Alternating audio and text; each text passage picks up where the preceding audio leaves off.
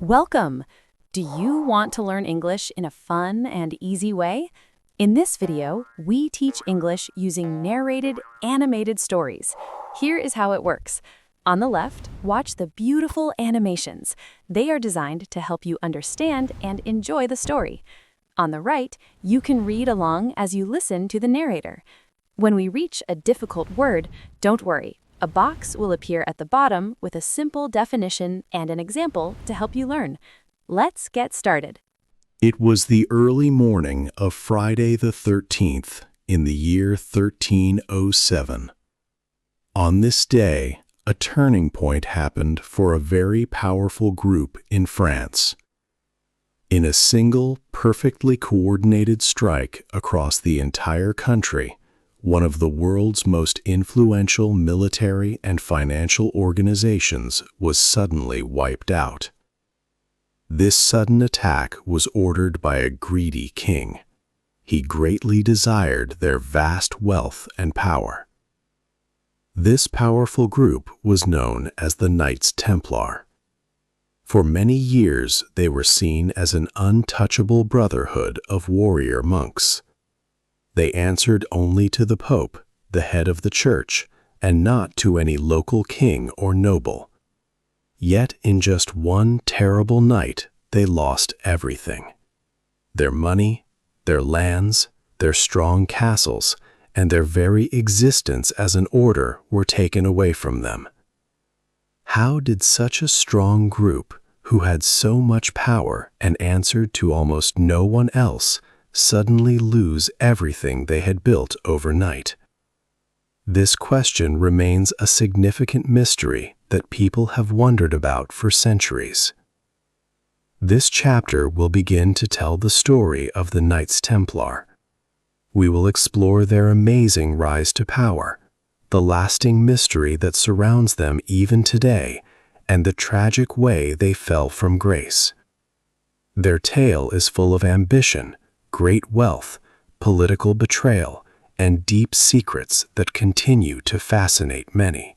Before we can uncover the dark truths and secret reasons for their sudden and complete destruction, we must first travel back in time.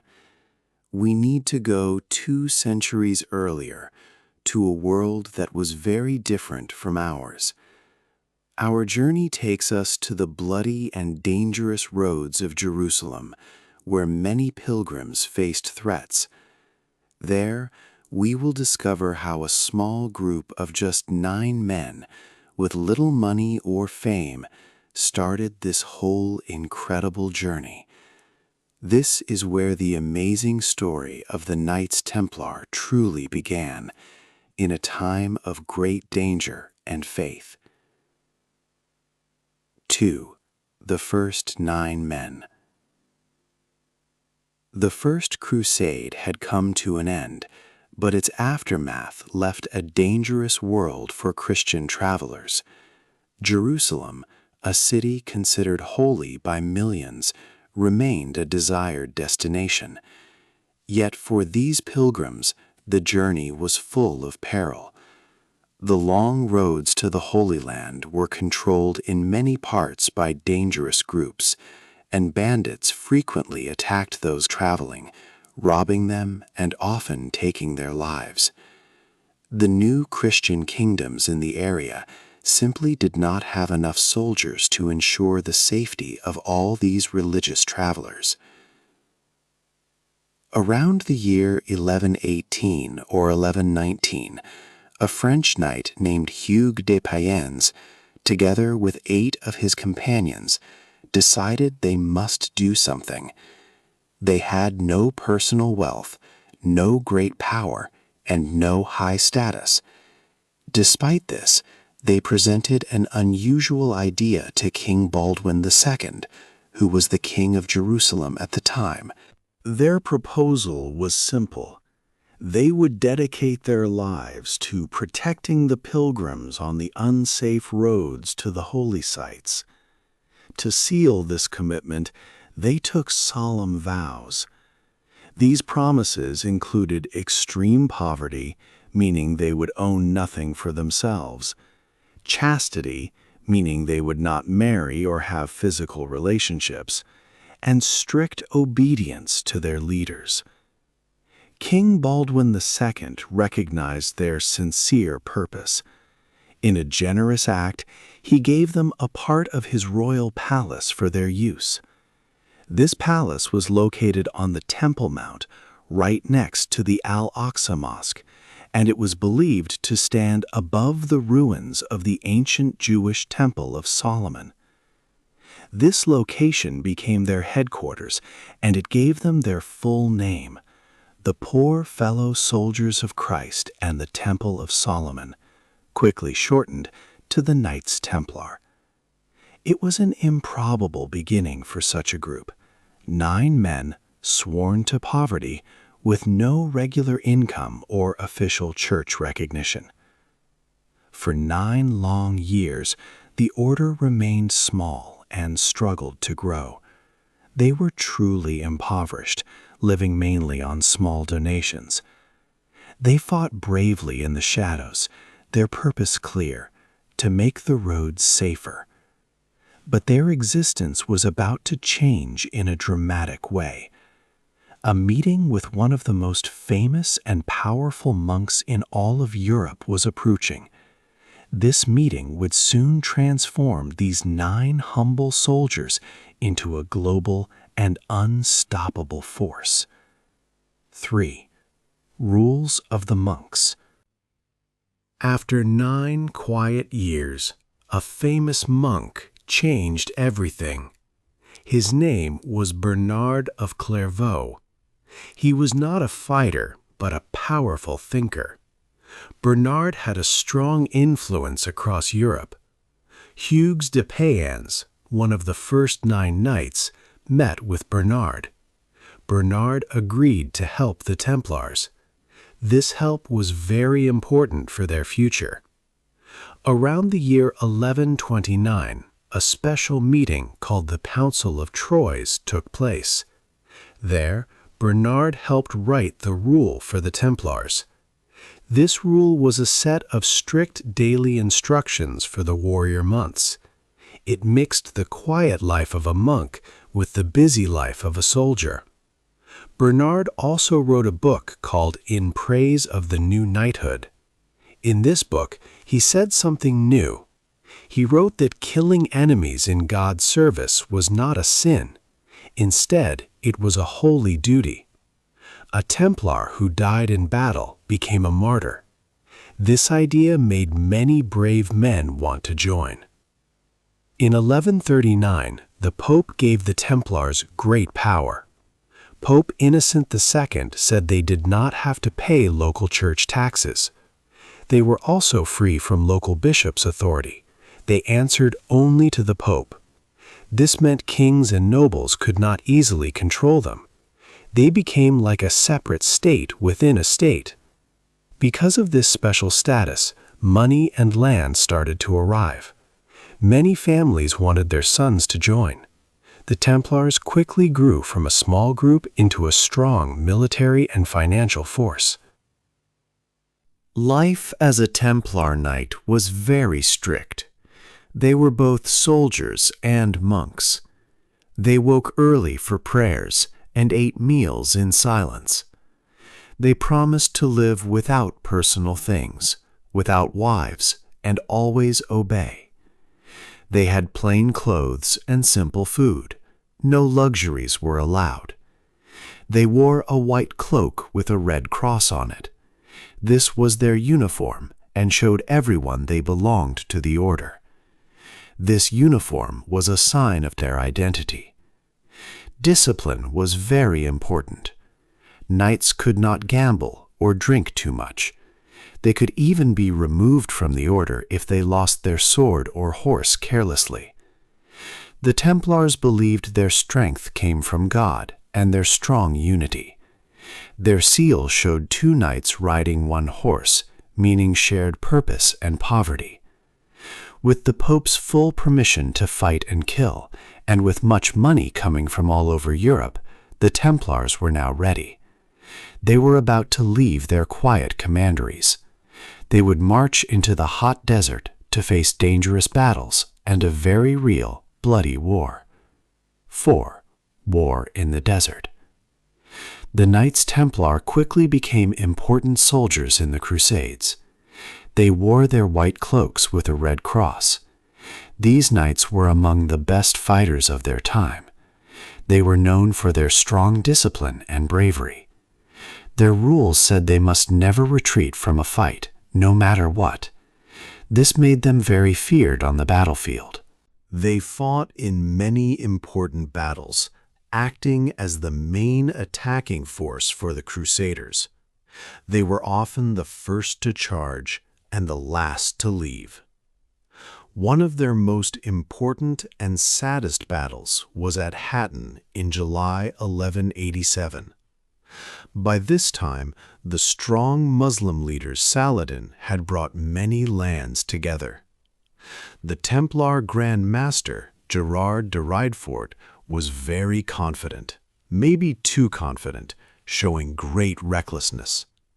He decided the Crusader army should march in the hot desert sun, far from water, to help a city called Tiberias.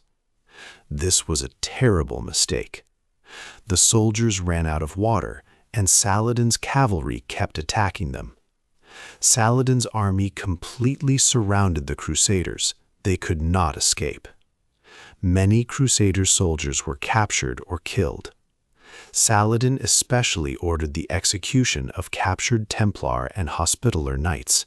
He knew they were fierce fighters and very devoted to their cause. In this battle, a very holy object, a piece of the true cross, was also lost. After this big victory, Saladin quickly took many important cities. On October 2, 1187, he captured Jerusalem itself. This was the city the Crusaders had fought so hard to win and protect. The Templars were partly blamed for the bad decisions that led to this great loss. Their main purpose for existing was to protect Jerusalem and the pilgrims. Now Jerusalem was lost again. The kings of Europe started the Third Crusade to get Jerusalem back. The Templars played big parts in these new fights. But Jerusalem was never won back. The final big battle was the Siege of Acre in 1291. Here, the Mamluks, another Muslim army, beat the Crusaders. This marked the end of the Crusades in the Holy Land. The Templars had to leave the Holy Land for good. They went to an island called Cyprus to find safety. With the Holy Land lost, the Templars had lost their main reason to be. They were founded to protect pilgrims in a place they no longer controlled. How would an army of warrior monks survive in a world without a war? 5. The First Bank. After losing Jerusalem and the Holy Land, the Knights Templar faced a big problem. Their main job was gone. They were warrior monks, but now there was no holy war to fight in the East. They needed a new way to survive and stay strong. They found it by doing something completely different. They became bankers. Traveling to the Holy Land had always been dangerous for pilgrims. People wanted to visit sacred places, but they had to carry much gold or silver. This money made them targets for bandits and thieves. Many pilgrims were robbed or even killed on their long journeys across Europe and to the East. How could people move their wealth safely? The Templars came up with a smart idea around the year 1150. They started a system of letters of credit. Here's how it worked. A pilgrim would go to a Templar house in one city, for example, Paris. They would deposit their money there. In return, the Templars would give them a special coded document. This document was like a promise. When the pilgrim reached another Templar house, for example, in Jerusalem, they could show this document. The Templars at that new location would then give them their money back. It was like taking your money out of one bank branch in one country and getting it from another branch in a different country. This meant pilgrims did not need to carry physical gold or silver with them on dangerous roads. This was a revolutionary idea. For the first time, money could move across vast distances without moving the actual coins. People trusted the Templars completely. Soon, the Templars did more than just help pilgrims. Their many houses across Europe became like branches of an international bank. Kings and popes began to borrow large sums of money from them. The Templars also managed rich people's money and even provided early forms of insurance. They grew very rich and powerful. They even owned a fleet of ships and the entire island of Cyprus. The Templars became the biggest and most powerful bank in Europe. They held the debts of many rulers, including kings and even the Pope. But holding the very large debt of one French king, Philip IV, would prove to be a terrible mistake. His greed and their power would soon clash in a deadly way. The greedy king. King Philip IV of France faced a very difficult problem. He was drowning in debt. He had fought many expensive wars against England, which had cost the French kingdom a lot of money. Philip needed a quick and brutal way to get more wealth. He looked at the Knights Templar. They were the most powerful and richest group in Europe, with a vast network of lands, castles, and money across France and beyond. Philip deeply resented their power and their independence. The Templars answered only to the Pope, not to any king, making them like a state within a state. Philip wanted their money to fund his ambitions. So, King Philip began to create a dark, secret conspiracy to destroy the Templars and take their wealth. His clever chancellor helped him devise this plan. Philip sent out many spies to gather false information and invent terrible stories about the knights. These spies collected damaging testimonies from people who had left the order or had other reasons to dislike them. The king's agents then fabricated shocking allegations against the Templars. They claimed the Templars practiced black magic, talked to demons, and even denied Christ. The spies said the knights spat on the cross during their secret meetings and worshipped a mysterious bearded idol named Baphomet. They also invented stories of obscene rituals and bad practices inside the order. These lies were carefully chosen for maximum shock and disgust. Philip knew that such accusations would ruin the Templars' holy reputation and turn the people against them. This was a truly ruthless way to ensure their downfall.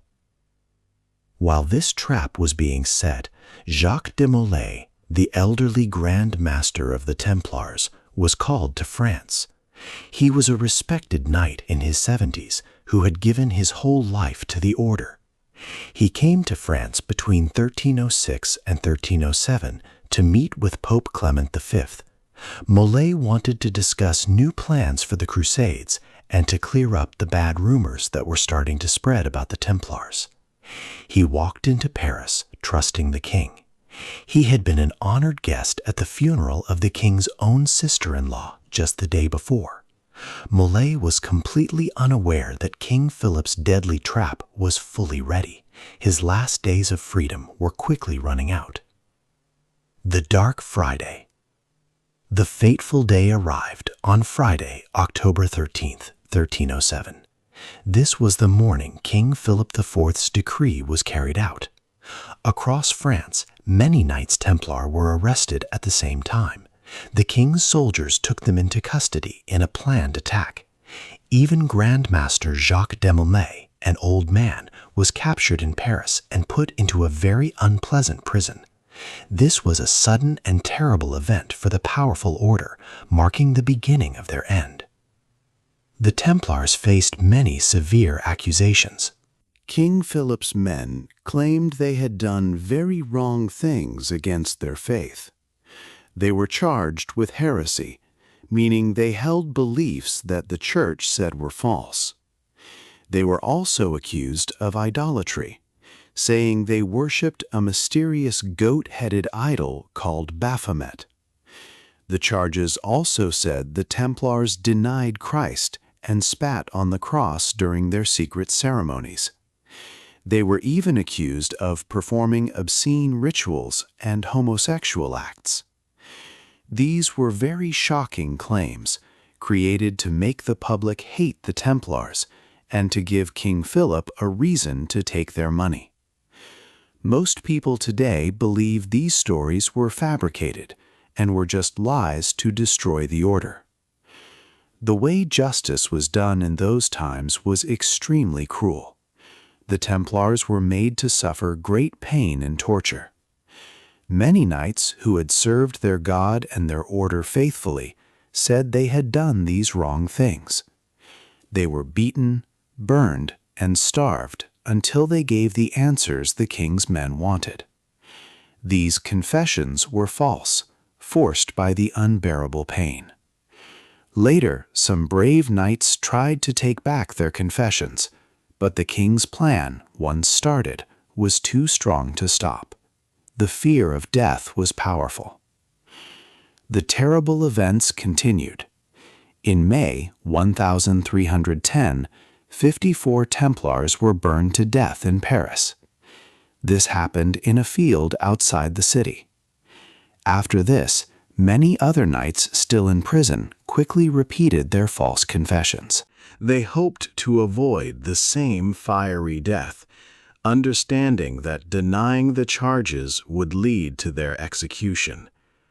This was a dark time for justice in medieval France. King Philip also pressured Pope Clement V very strongly. In 1312, the Pope officially ended the Templar order. This meant the order was dissolved and no longer existed. 2 years after that, on March 18, 1314, Grand Master Jacques de Molay faced his final end. He and another leader, Geoffroy de Charnay, were taken to an island in the Seine River in Paris. There they were tied up and burned alive as heretics. As the flames rose around him, Jacques de Molay is said to have shouted a powerful and chilling curse.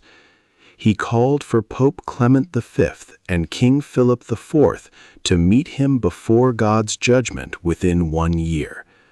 This final act was a dramatic and frightening moment. It left a lasting impression, creating a legend that suggested divine punishment would soon follow. 8. The end of the story. Jacques de Molay, the last Grand Master, was burned alive in Paris on March 18, 1314.